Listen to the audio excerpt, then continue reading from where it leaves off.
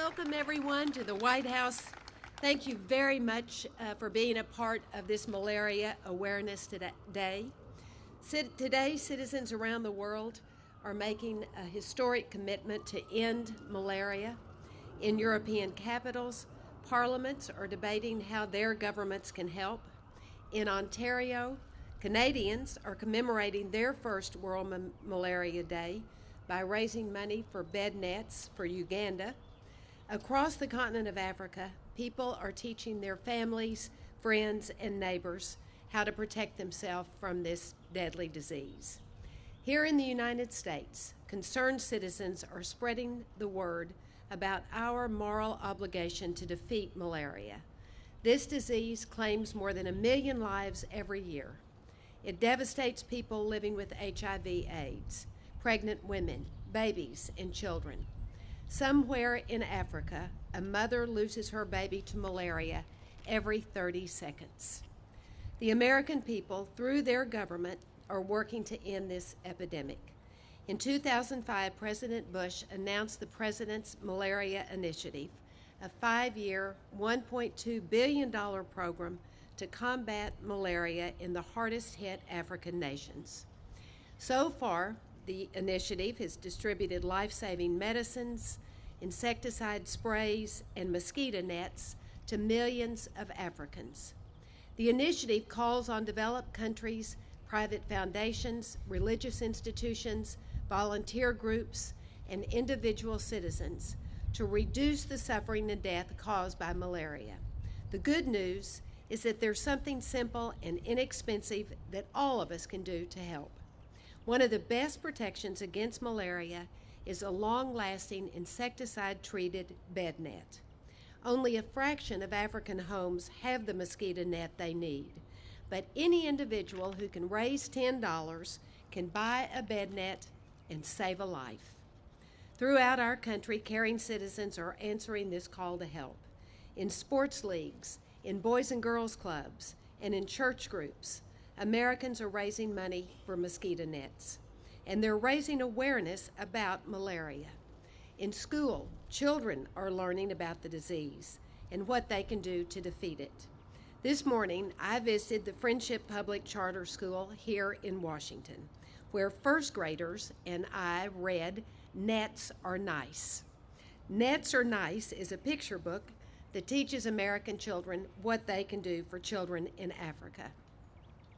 Later, 5th grade students and government officials teamed up to play Malaria Jeopardy! Turns out our malaria coordinator, Admiral Zemer, is a pretty tough competitor. Inside the gym, the 5th graders had a hoops shooting contest. For every basket the students made, the NBA and the WNBA, Nothing But Nets program, donated a bed net to Africa. The kids did so well, Nothing But Nets is announcing a contribution of $5,000 to purchase 500 bed nets in Africa. And we have a few of those players here with us today. Where they are they? Do you all mind standing up? Thanks so much for being a part of it. Thanks, you all, and thanks to the NBA and the WNBA. These events encourage kids to reach out to children in Africa, and they instill in our next generation America's compassion for people in need. Today, I'm delighted to announce a new project. With the Global Business Coalition, the American people, through the Malaria Initiative and the President's Emergency Plan for AIDS Relief, will provide 500,000 bed nets to the nation of Zambia. President Bush announced Zambia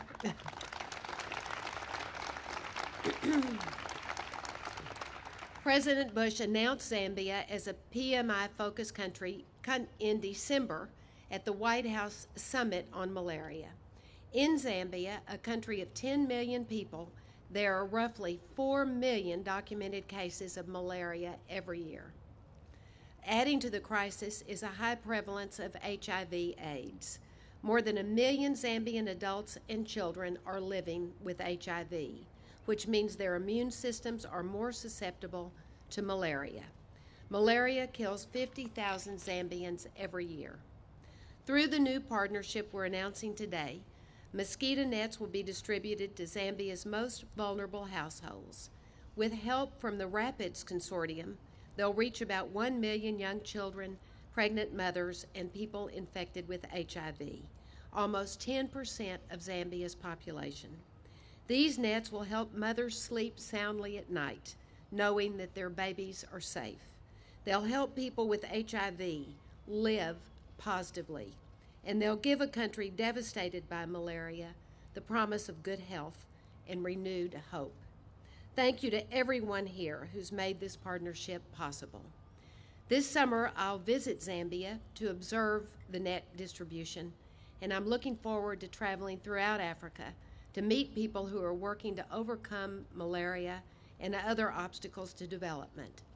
On my past trips to Africa, I've heard tragic stories about the human toll of diseases like malaria and HIV/AIDS. But I've also been inspired by the men and women who've told me these stories. Men and women who are determined to secure opportunity, prosperity, and good health for their children. The American people are proud to stand with them.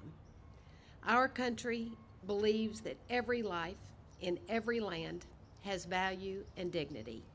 And on this first Malaria Awareness Day, we look to the millions of lives threatened by this disease, and we reaffirm our commitment to saving them. Thanks to each and every one of you for your work to help defeat malaria. Now I'd like to introduce someone else I know who's determined to end this epidemic. Ladies and gentlemen, my husband, President George W. Bush.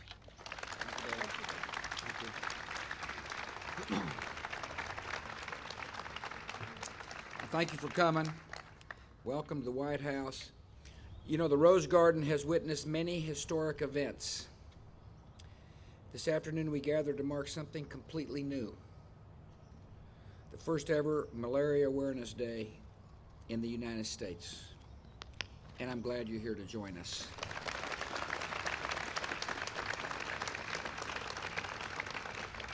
On Malaria Awareness Day, we focus our attention on all who suffer from this terrible disease, especially the millions on the continent of Africa.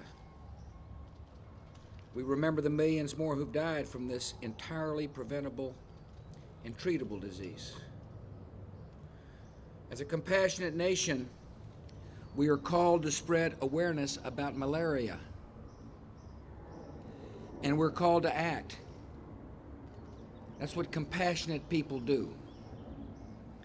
When they see a problem, they act. And that's what we're here to talk about.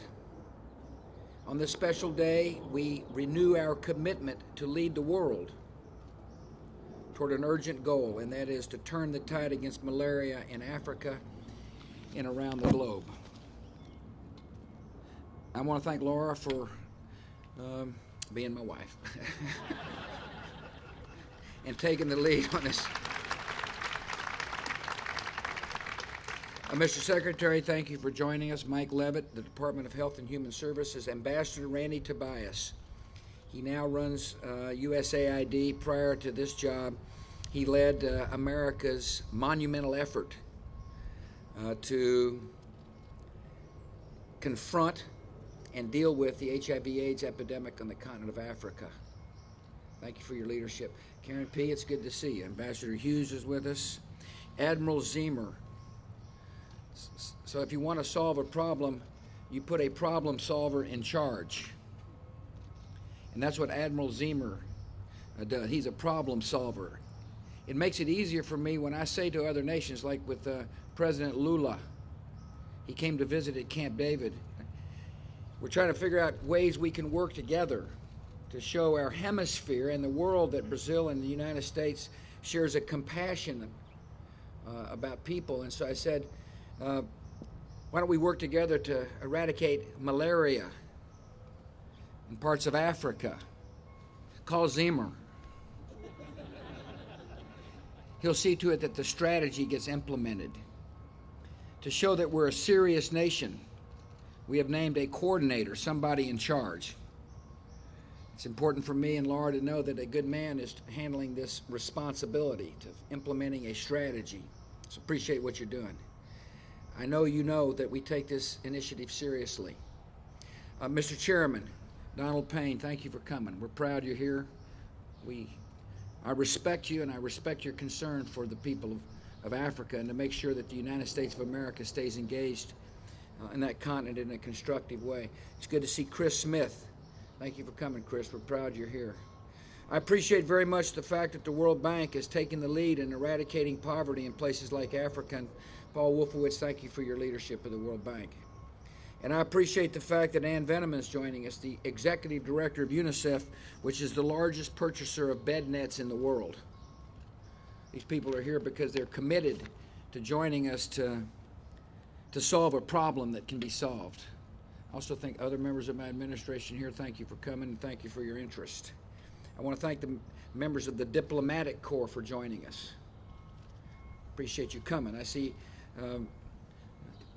ambassadors from countries that will be helped by this initiative, and I see ambassadors from countries that we expect to join us in this initiative.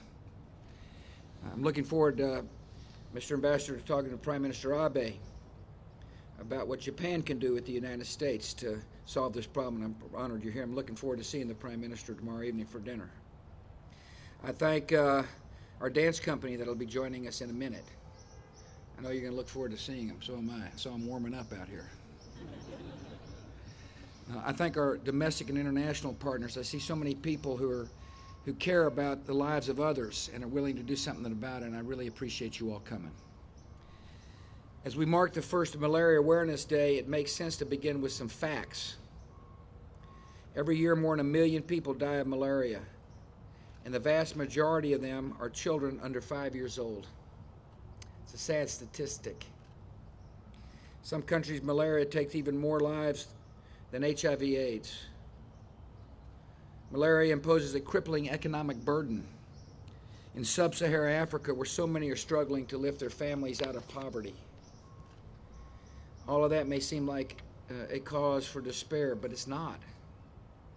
The world knows exactly what it takes to treat and prevent malaria. We've seen this disease defeated before, right here in Washington. I'm sure a lot of our citizens don't remember this fact, but about a century ago, malaria was a serious problem. The hot and humid summers created a dangerous breeding ground for mosquitoes, and Congress would often flee the Capitol for months at a time. Other than that, the consequences were all negative.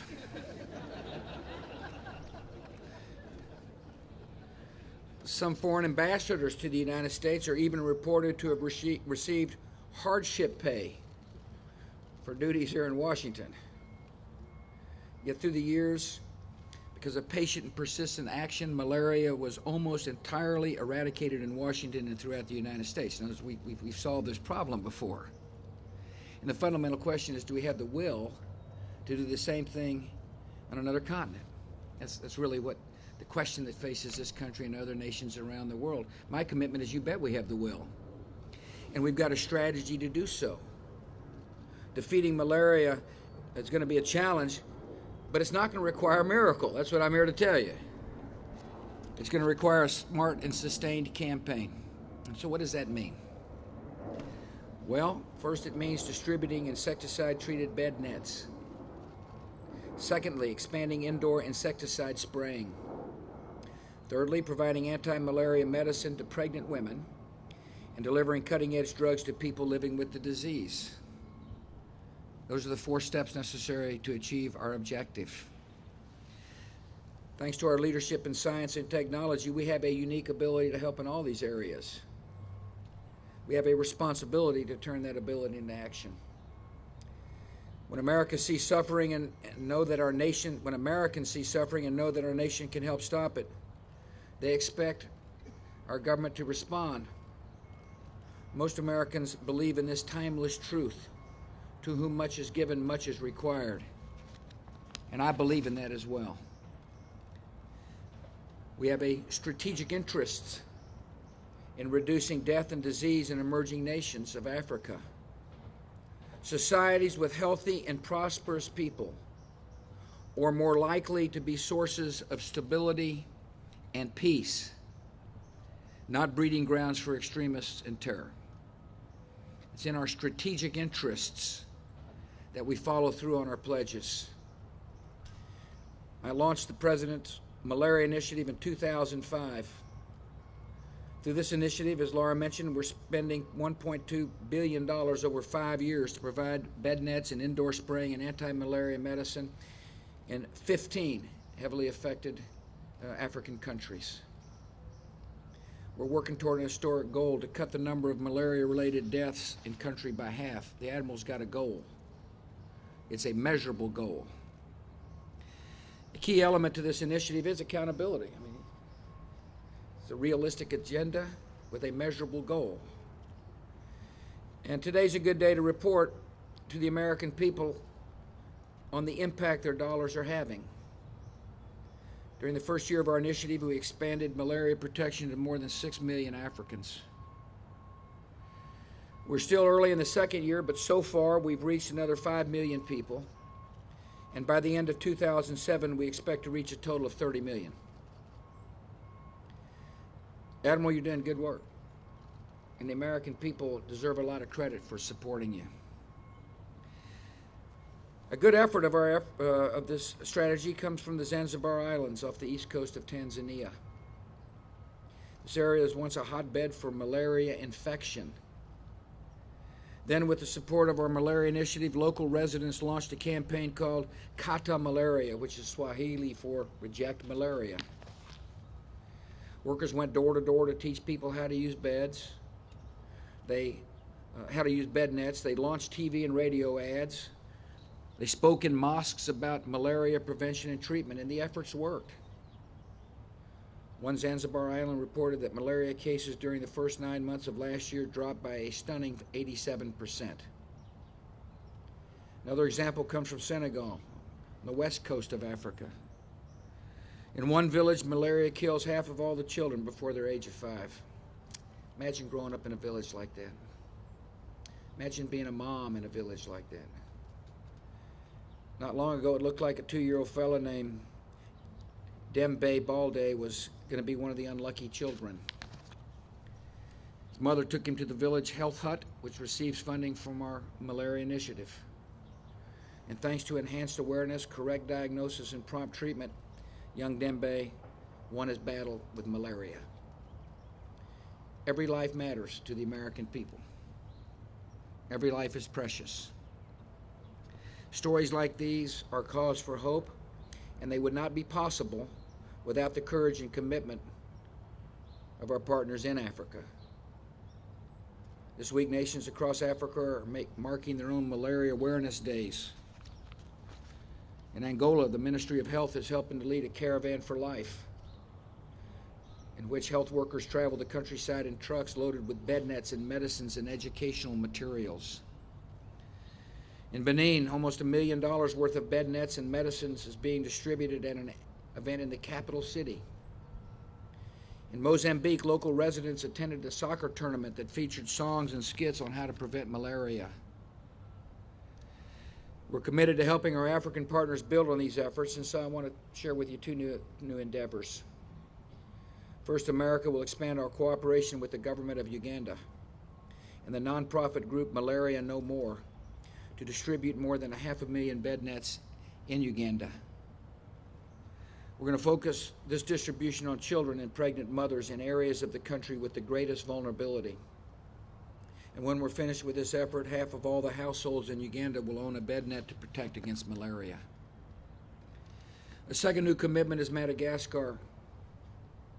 There we will team up with Malaria No More and the American Red Cross to distribute bed nets to nearly 1.4 million children under the age of 5. This delivery campaign will include polio vaccines to promote good overall health for children across the island. We're tackling this problem one spot at a time with a comprehensive strategy. These efforts are a good start, but on this Malaria Awareness Day, we got to understand it's just a start. And there's a lot of work to be done. Nations around this world have a role to play. at the G8, I'm going to raise this issue with our partners around the table. I'm going to remind them too much is given, much is required, and that the United States will lead, but we expect others to follow side by side.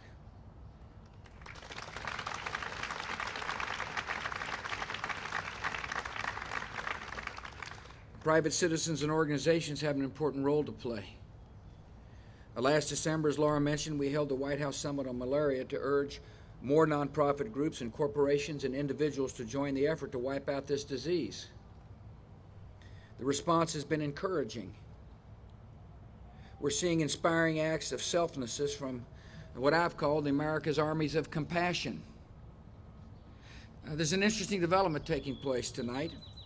If you happen to tune into American Idol, you will see the first ever Idol Gives Back campaign.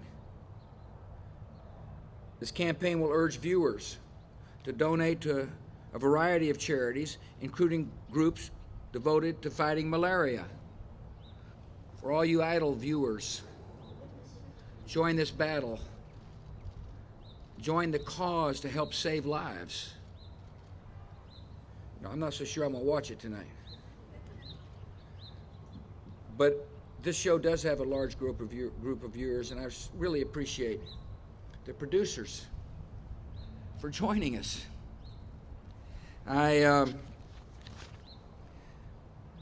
Major League Soccer is running a promotional campaign that encourages fans to make a donation to cover the cost of bed nets for a family in Africa. College students on more than 50 campuses are holding Music to End Malaria events to generate awareness and raise funds.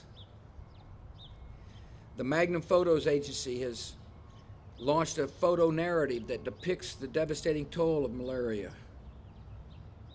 Awareness is a part of solving the problem. You don't have to be a part of an organization to make a difference. In an elementary school in Parkersburg, West Virginia, 63 children raised enough money to buy 15 bed nets. This past Christmas, some of our family gathered in Camp David, and my brother gave us bed nets as a Christmas gift. You can do the same thing here in America. You can make an individual contribution to save somebody's life. I want to tell you what this third grader explained, why he contributed to the program. He said, I want to fight malaria because it's helpful. I want to help kids in Africa because it's the right thing to do, and it is the right thing to do.